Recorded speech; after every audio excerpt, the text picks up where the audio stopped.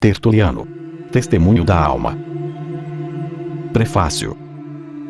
Tertuliano foi um cristão que nasceu no ano 160 e morreu no ano 220 da Era Comum. Nasceu em Cartago, uma província romana da África. Acredita-se que Tertuliano foi um advogado e um professor. Foi um dos primeiros a fazer uma exposição teológica do que seria a Trindade. Escreveu muitas obras, tanto apologéticas quanto disciplinares. Sua obra é intitulada, abre aspas, Testemunho da Alma, fecha aspas, comenta sobre a existência da alma e suas faculdades universais, atestadas por todo ser humano, e como ela tem em si mesma o testemunho de Deus. Essa obra foi originalmente traduzida pelo reverendo Sidney Teusval, estando o documento em sua versão inglesa disponível em domínio público. Esse audiolivro é uma tradução livre, com base na versão inglesa do documento, disponível em domínio público. A tradução e produção desse audiolivro foi realizada pelo canal Livros Históricos.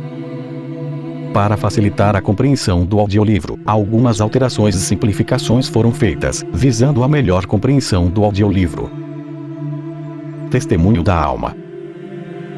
Capítulo 1. Com o objetivo de condenar os nossos rivais e as autoridades que perseguem verdade cristã de serem falsos consigo mesmos e de cometer injustiça para conosco, estamos empenhados em reunir testemunhos ao favor da cristandade a partir dos escritos dos filósofos, dos poetas, de outros mestres do saber e da sabedoria deste mundo. É preciso um espírito muito inquisitivo e uma memória ainda maior para realizar essa tarefa. De fato, alguns de nosso povo, que ainda continuaram seus labores inquisitivos na literatura antiga e ocuparam a memória com ela, publicaram obras que temos em nossas mãos, obras nas quais eles relatam e atestam a natureza e origem de suas tradições, os fundamentos sobre os quais as opiniões se baseiam e a partir dos quais pode ser visto que não abraçamos nada de novo ou de monstruoso. Nada pelo qual não possamos reivindicar o apoio dos escritos comuns e bem conhecidos, seja em nosso credo, ou admitindo a verdade daquilo. Mas a dureza incrédula do coração humano os leva a menosprezar até mesmo seus próprios professores, que se fosse de outra forma, seriam aprovados em alto renome, mas que são menosprezados sempre que tocam em argumentos que são usados na defesa da cristandade. Então os poetas são tolos, quando descrevem os deuses com histórias de paixões humanas. Então os filósofos não têm razão, quando batem às portas da verdade. Quando na verdade, ele será considerado um homem sábio e sagaz, que chegou a proferir sentimentos que são quase cristãos. Enquanto por julgamento e sabedoria, ele se põe a rejeitar suas cerimônias, ou a convencer o mundo dos seus pecados, ele com certeza será marcado como um cristão. Nada temos a ver com a literatura e o ensino pervertido dos seus melhores resultados, que seria acreditar em seus erros ao invés da sua verdade. Não devemos dar ênfase a essas coisas, mas se alguns de seus autores declararam que há um Deus, e apenas um só Deus, não deve-se considerar que os cristãos aprovam tudo de escritos pagãos, para que não possam proferir palavras de reprovação. Pois nem todos estão familiarizados com seus ensinamentos, e aqueles que são, não têm nenhuma garantia em relação à sua verdade. Muito menos os homens concordam com nossos escritos, aos quais ninguém vem em busca de orientação, a menos que já seja um cristão. Eu convoco um novo testemunho, que seja melhor conhecido do que toda a literatura, mais discutida do que toda a doutrina, mais pública do que todas as publicações, maior do que o homem e tudo que é do homem. Venha, ó alma, se você é uma substância divina e eterna, como a maioria dos filósofos acreditou. Se for assim, você terá menos probabilidade de mentir, ou se você for o oposto do divino, porque é uma coisa mortal, como Epicuro pensa, nesse caso, haverá menos tentação para você falar falsamente. Caso venha do céu, ou nascida da terra, se você é formada de números ou de átomos, se a sua existência começa com o corpo, ou você é colocada nele em um estágio posterior, de qualquer fonte e de qualquer maneira, você faz do homem um ser racional, no mais alto grau capaz do pensar e do conhecimento. Apresente-se e dê seu testemunho. Mas eu chamo você não como o que foi formado em escolas, treinado em bibliotecas, alimentado em academias áticas e pórticos. Você respira sabedoria. Dirijo-me a você simples, rude, inculto e não educado. Exijo de você as coisas que você traz consigo para o homem, as quais você sabe por si mesmo ou por seu autor, seja ele quem for. Você não é, como eu bem sei, cristão, pois um homem se torna cristão, ele não nasce cristão. Mesmo assim, os cristãos a pressionam sinceramente por um testemunho. Eles o pressionam, ainda que desconhecida, a dar testemunho contra seus amigos, para que sejam envergonhados diante de você, por nos odiarem e zombarem de nós por causa de coisas que a condenam como cúmplice. Capítulo 2. Ofendemos ao proclamar que existe um só Deus, a quem só pertence o nome de Deus, de quem vêm todas as coisas e que é o Senhor de todo o universo. Preste testemunho, se você sabe que esta é a verdade, pois abertamente e com uma liberdade perfeita, tal como não possuímos, ouvimos você tanto em particular como exclamando em público que Deus conceda, e, se Deus assim o desejar. Por meio de expressões como essas, você declara que existe alguém que é distintamente Deus, e você confessa que todo o poder pertence àquele a cuja vontade, como soberano, você olha. Ao mesmo tempo, você nega que outros sejam verdadeiramente deuses, ao chamá-los por seus próprios nomes de Saturno, Júpiter, Marte, Minerva, pois você afirma que ele é somente Deus, a quem você não dá outro nome a não ser Deus. E embora você às vezes chame esses outros deuses, você usa claramente a designação como algo que não pertence realmente a eles, mas é, por assim dizer, emprestado. Nem é a natureza de Deus, que declaramos desconhecido para você. Deus é bom, Deus faz o bem, você costuma dizer, sugerido claramente mais, mas o homem é mau. Ao afirmar uma proposição antitética, você, de uma forma indireta e figurativa, reprova o homem por sua maldade em se afastar de um Deus tão bom. Então, novamente, como entre nós, como pertencendo ao Deus da benignidade e bondade, a bênção é o ato mais sagrado em nossa religião e em nossa vida, você também diz prontamente, como um cristão precisa. Abre aspas. Deus abençoe. Fecha aspas. E quando você transforma a bênção de Deus em maldição, da mesma maneira suas próprias palavras confessam conosco que seu poder sobre nós é absoluto e completo. Existem alguns que, embora não neguem a existência de Deus, sustentem, além disso, que ele não é nem investigador, nem governante, nem juiz, tratando com desdém especial aqueles de nós que vão a Cristo a partir do medo de um julgamento vindouro, como eles pensam, honrando a Deus em libertá-lo dos cuidados de vigiar e do trabalho de tomar nota, nem mesmo o considerando capaz de raiva. Eles dizem que se Deus pôde ficar nervoso, então ele é suscetível de corrupção e paixão. Mas sob aquilo que a paixão e a corrupção pode ser afirmada também pode perecer, o que Deus não pôde fazer. Mas estas muitas pessoas em outro lugar, confessando que a alma é divina e concedida a nós por Deus, tropeçam em um testemunho da alma em si, o que dá uma resposta a esses pontos de vista. Pois se é divino ou dado por Deus, sem dúvida conhece seu doador. E se a alma conhece ele, sem dúvida, o teme também, e especialmente por ter sido dotada por ele. Não teria medo dele cujo favor ela é tão desejável possuir, e cuja raiva é tão ansiosa de evitar. De onde, então, as almas naturais têm medo de Deus, se Deus não pode se irar? Como pode existir algum pavor daquele a quem nada ofende? O que é temido senão a raiva? E de onde vem a raiva, senão de observar o que é feito? O que leva à supervisão vigilante, senão o julgamento em perspectiva? De onde vem o julgamento, senão do poder? A quem pertence a autoridade e o poder supremos, senão somente a Deus?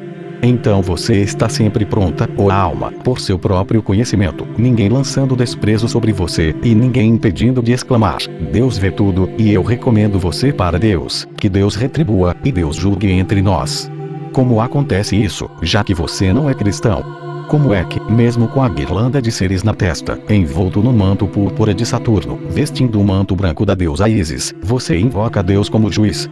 Em pé sob a estátua de Esculápio, adornando a imagem de bronze de Juno, enfeitando o capacete de Minerva com figuras escuras, você nunca pensa em apelar para qualquer uma dessas divindades. Em seu próprio fórum, você apela a um Deus que está em outro lugar. Você permite honra para ser entregue em seus templos a um Deus estrangeiro. Ó, testemunho impressionante da verdade, que no meio dos demônios obtém um testemunho para nós cristãos. Capítulo 3. Mas quando dizemos que existem demônios, pelo simples fato de nós os expulsarmos sozinhos dos corpos dos homens, também não apenas provamos a sua existência. Alguns discípulos de Crisipo começam a torcer os lábios. No entanto, suas maldições atestam suficientemente que tais seres existem, e que eles são os objetos de sua forte aversão. Como o que vem a você como uma expressão adequada de seu forte ódio dele, você chama o homem de demônio, que o irrita com sua imundície, ou malícia, ou insolência, ou qualquer outro vício que atribuímos a espíritos malignos. Ao expressar aborrecimento, desprezo ou aversão, você tem Satanás constantemente em seus lábios, o mesmo que consideramos ser o anjo do mal, a fonte do erro, o corruptor de todo o mundo, por quem no início o homem foi levado a quebrar o mandamento de Deus. E o homem, sendo entregue à morte por causa de seu pecado, e toda a raça humana, manchados em sua descendência dele, foram feitos um canal para transmitir sua condenação. Você vê, então, seu destruidor.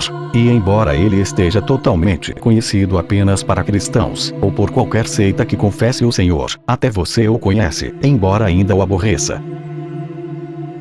Capítulo 4. Agora dirigimos o assunto para o ponto que mais lhe pertence, na medida em que se refere ao seu bem-estar pessoal. Sustentamos que depois que a vida passa, você ainda permanece em existência, e aguarda o dia do julgamento, e de acordo com seus méritos, será atribuído a miséria ou a bem-aventurança, para sempre. Para que isso ocorra, sua substância anterior deve retornar a você, a matéria e a memória do mesmo ser humano, pois você não poderia sentir nem bem nem mal, se não fosse novamente dotado com essa organização corporal sensível, e não haveria base para julgamento sem a apresentação da própria pessoa a quem os sofrimentos do julgamento eram devidos. O cristão vê de forma muito mais nobre do que o pitagórico, ou o platônico, e muito mais digno de honra que o epicurista, este último, sendo considerado nada além de vaidade e loucura, e, como é chamado, uma mera presunção. Mas não teremos vergonha de nós mesmos se descobrirmos que nossa presunção conta com seu apoio.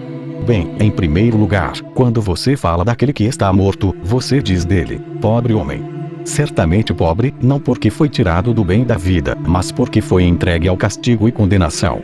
Mas em outro momento você fala dos mortos como livres de problemas. Você professa pensar que a vida é um fardo e a morte uma bênção. Você também costuma falar dos mortos como se estivessem em repouso, quando, voltando para seus túmulos além dos portões da cidade com comida e guloseimas, costuma apresentar oferendas a si mesmo em vez de a eles. Ou quando, vindo dos túmulos novamente, você está cambaleando sob os efeitos do vinho. Mas eu quero sua opinião sóbria. Você chama os mortos de pobres, falando seus próprios pensamentos, quando está longe deles. Pois na festa deles, onde de certo modo eles estão presentes e reclinam-se com você, nunca seria bom lançar reprovação sobre sua sorte. Você não pode deixar de adular aqueles por quem você está festejando tão suntuosamente. Você então fala deles como um pobre que não sente? Como é que você amaldiçoa como alguém capaz de sofrer com sua maldição, o homem cuja memória volta para você com a picada de algum antigo ferimento? É sua impressão que a terra pese sobre o morto, e que possa haver problemas para suas cinzas no reino dos mortos. Da mesma forma, em seus sentimentos bondosos para com aquele a quem você deve seus favores, você suplica repouso aos seus ossos e cinzas, e seu desejo é que entre os mortos ele possa ter um descanso agradável. Se você não tem poder de sofrer após a morte, se nenhum sentimento permanece, se a separação do corpo é o seu aniquilamento, o que o faz mentir contra si mesmo, como se pudesse sofrer em outro estado? Não, porque você tem medo da morte, afinal. Não há nada a temer depois da morte, se não há nada a ser sentido. Pois embora se possa dizer que a morte é terrível, não por alguma coisa que ela ameace depois, mas porque nos priva do bem da vida. Mas, por outro lado, ao pôr fim aos desconfortos da vida, muito mais numerosos, os terrores da morte são mitigados por um ganho que mais do que compensa a perda. E não há ocasião para se preocupar com a perda de coisas boas, que é amplamente compensado por uma benção tão grande como o alívio de todos os problemas. Não há nada de terrível naquilo que te livra de tudo o que deve ser temido. Se você se esquiva de desistir da vida porque a experiência dela é doce, de qualquer forma, não há necessidade de ficar alarmado sobre a morte, se você não tiver conhecimento que isso é mal. Seu pavor disso é o que prova que você está ciente do seu mal. Você nunca pensaria no mal, você não teria medo de tudo, se você não tivesse certeza de que depois disso há algo que pode causar o mal, e então o terror. Deixemos, neste momento, passar despercebido esse jeito natural de temer a morte. É uma coisa ruim para qualquer um medo que é inevitável. Eu pego o outro lado e argumento com base na esperança alegre, além de nosso período de vida terrena, pois o desejo de fama após a morte é para quase todas as classes uma coisa inata. Quem hoje não tem o desejo de ser frequentemente lembrado quando morrer? Quem não se esforça ao máximo para preservar seu nome pelas obras da literatura, ou pela simples glória de suas virtudes, ou pelo esplendor até mesmo de sua tumba? Como é natureza da alma ter essas ambições póstumas e com esforço tão incrível, tentar preparar as coisas que só pode usar depois da morte? Ela não se importaria com o futuro, se o futuro fosse totalmente desconhecido para ela. Mas talvez você se ache mais seguro, após sua saída do corpo, de continuar a sentir, do que de qualquer futura ressurreição, que é uma doutrina colocada à nossa porta como uma de nossas suposições presunçosas. Mas também é a doutrina da alma. Pois se alguém perguntar sobre uma pessoa recentemente morta como se ela estivesse viva, ocorre imediatamente a dizer: ele se foi. Ele deve retornar então. Capítulo 5. Esses testemunhos da alma são simples como verdadeiros, comuns como simples, universais como comuns, naturais como universais, divinos como naturais. Não acho que eles possam parecer frívolos ou fracos para alguém, se ele refletir sobre a majestade da natureza, da qual a sua alma deriva sua autoridade. Se você reconhecer a autoridade da amante, você também a possuirá no discípulo. Bem, a natureza é a senhora aqui, e o discípulo é a alma.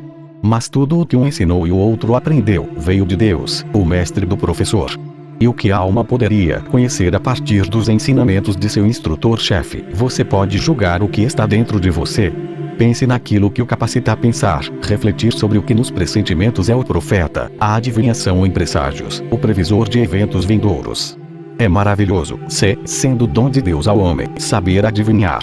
É algo muito estranho, se ele conhece o Deus por quem foi concedido. Mesmo caído como está, a vítima das maquinações do grande adversário, ele não esquece seu Criador, sua bondade e lei, e o fim final tanto de si mesmo quanto de seu inimigo. É singular então, divino em sua origem, suas revelações concordam com o conhecimento que Deus deu a seu próprio povo. Mas quem não considera essas explosões de alma como ensinamento de natureza congênita e depósito secreto de um saber inato, dirá que o hábito, por assim dizer, o vício de falar assim, foi adquirido e confirmado das opiniões de livros, publicados amplamente, difundidos entre os homens. Inquestionavelmente, a alma existia antes das letras, e a fala antes dos livros, e as ideias antes de escrevê-los, e o próprio homem antes do poeta e do filósofo. Deve-se então acreditar que antes da literatura e de sua publicação nenhuma declaração do tipo que apontamos saía dos lábios dos homens. Ninguém falou de Deus e da sua bondade, ninguém da morte, ninguém dos mortos.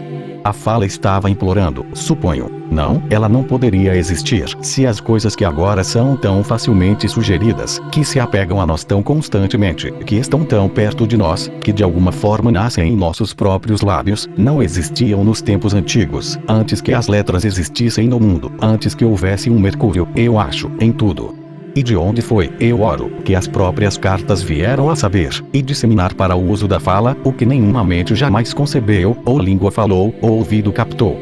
Mas, claramente, visto que as escrituras de Deus, pertencentes a cristãos ou judeus, em cuja oliveira fomos enxertados, são muito mais antigas do que qualquer literatura secular, ou, digamos apenas, que são de uma data um pouco anterior, como mostramos em seu devido lugar ao provar sua confiabilidade.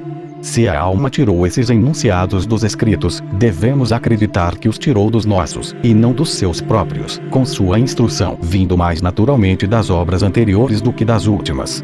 Estes últimos, de fato, esperaram por suas próprias instruções dos primeiros, e embora concedamos que a luz tenha vindo de vocês, ainda assim ela fluiu originalmente da primeira fonte, reivindicamos como inteiramente nosso, tudo que você pode ter tirado de nós e transmitido. Visto que é assim, pouco importa se o conhecimento da alma foi colocado nela por Deus ou por seu livro. Porque, então, ó homem, você manterá uma visão tão infundada, de que aqueles testemunhos da alma surgiram de meras especulações humanas de sua literatura, e adquiriram endurecimento por meio do uso comum? Capítulo 6. Acredite, então, em seus próprios livros, e quanto às nossas escrituras, muito mais acreditamos em escritos que são divinos, mas no testemunha da própria alma, dê a mesma confiança à natureza.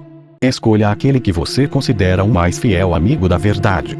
Se seus próprios escritos são desconfiados, nem Deus nem a natureza mentem. E se você quer ter fé em Deus e na natureza, tenha fé na alma, assim você vai acreditar em si mesmo. Certamente você valoriza a alma como dando a você sua verdadeira grandeza, aquilo a que você pertence, que é tudo para você, sem o qual você não pode viver nem morrer, por conta de quem você até mesmo afastou Deus de você. Desde então, você tem medo de se tornar um cristão. Chame a alma antes de você, e coloque-a à prova. Porque ela adora outro. Porque nomear o nome de Deus. Porque ela fala de demônios, quando ela quer denotar espíritos que devem ser considerados amaldiçoados. Porque ela faz seus protestos em direção aos céus, e pronuncia suas execrações ordinárias em direção à terra. Porque ela presta serviço em um lugar, em outro invoca o vingador. Porque ela julga os mortos. Que frases dos cristãos são essas que ela tem, embora não deseje ver nem ouvir cristãos? Porque ela os concedeu a nós ou os recebeu de nós? Porque ela os ensinou ou os aprendeu como nossa erudita? Considere com suspeita essa concordância em palavras, enquanto houver tal diferença na prática. É uma total tolice negar uma natureza universal, atribuir isso exclusivamente à nossa língua e ao grego, que são considerados entre nós como tão próximos. A alma não é uma dádiva do céu apenas para latinos e gregos. O homem é o único nome pertencente a todas as nações da terra. Há uma alma e muitas línguas, um espírito e vários sons. Cada país tem seu próprio discurso, mas os assuntos do discurso são comuns a todos. Deus está em toda parte, e a bondade de Deus está em toda parte, demônios estão em toda parte, e a maldição deles está em toda parte, a invocação do juízo divino está em toda parte, a morte está em toda parte, a sensação de morte está em toda parte, e em todo o mundo se encontra o testemunho da alma. Não há alma do homem que não proclame, a partir da luz que é em si mesma, as mesmas coisas que não podemos falar acima de nossa respiração. Muito justamente, então, cada alma é um culpado, bem como uma testemunha. Na medida em que testifica a favor da verdade, a culpa do erro recai sobre ela, e no dia do julgamento estará perante os tribunais de Deus, sem uma palavra a dizer. Tu proclamaste Deus, a alma, mas não procuraste conhecê-lo. Os espíritos malignos eram por ti detestados e, no entanto, eram objetos de tua adoração. Os castigos do inferno foram previstos por você, mas nenhum cuidado foi tomado para evitá-los. Você experimentou o cristianismo e, além disso, foi o perseguidor dos cristãos.